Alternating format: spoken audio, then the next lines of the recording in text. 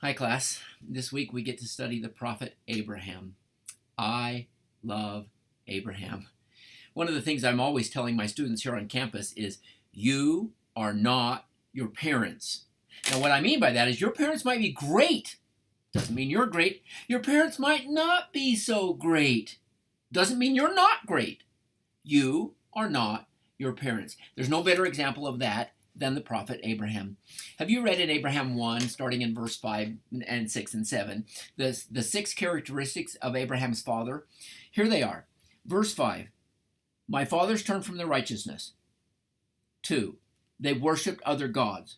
3, they refused to hearken to my voice. He's the prophet, so they refused to listen to the prophet. 4, in verse 6, they were wholly turned to other gods, including the Egyptian god of Elkanah. 5, they believed in child sacrifice. And 6, they sought to take away his life. I don't know anyone who has grown up in a home quite that bad. I don't know anybody who wanted to kill us. You are not your parents. I'm reminded of two of our prophets of the latter days. Russell M. Nelson, as he just said in conference, grew up in a less active home. He didn't get baptized until he was in his teen years. He's a convert to the church. President Oaks, his mother was a widow when President Oaks was young, and President Oaks was raised by a single parent. President Nelson, President Oaks, prophets, seers, and revelators, and they didn't grow up in the ideal home setting. Neither did Abraham.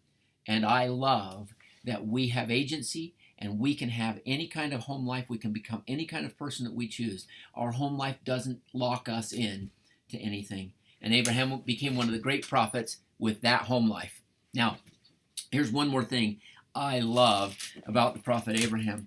You know, you see the facsimile that's at the book of Abraham, facsimile number 1, where Abraham is on an altar. And of course, this is used in other funeral things. That doesn't bother us, but Abraham uses this funeral depiction to show himself, and he labels the bird there as the Lord that came to rescue him. Well, Abraham does not know he's going to be saved. He doesn't know that. When they put Abraham on the altar, I'm really confident there was blood already on the altar. Now, the priest had offered upon this altar 3 virgins at one time, who were the daughters of Anatah, one of the royal descent directly from the loins of Ham. These virgins were offered up because of their virtue, and they would not bow down to worship gods of wood and stone. God didn't save them. Now, I don't know why.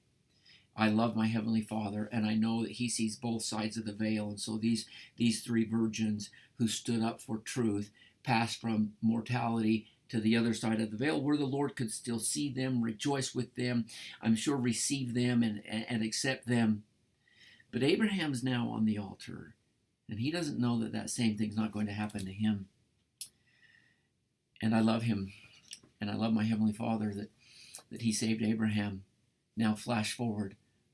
Abraham, years from now, will have a knife in the air to slay his own son in a child sacrifice. He doesn't know the Lord's going to stop that either. And yet he was willing because he knew that the commandment came from the Lord. All right, well, 2 great things about Abraham. He grew up in a home life that wasn't ideal, and look what he became. We can become anything we can because we have the Lord to help us. And second of all, sometimes the Lord saves us. And sometimes the Lord lets us struggle in our trials. The test isn't whether we're rescued or not rescued. The test is, will we stay faithful if we're rescued or not rescued? I know that the Lord will help us to stay faithful at all times. I bear to you that testimony.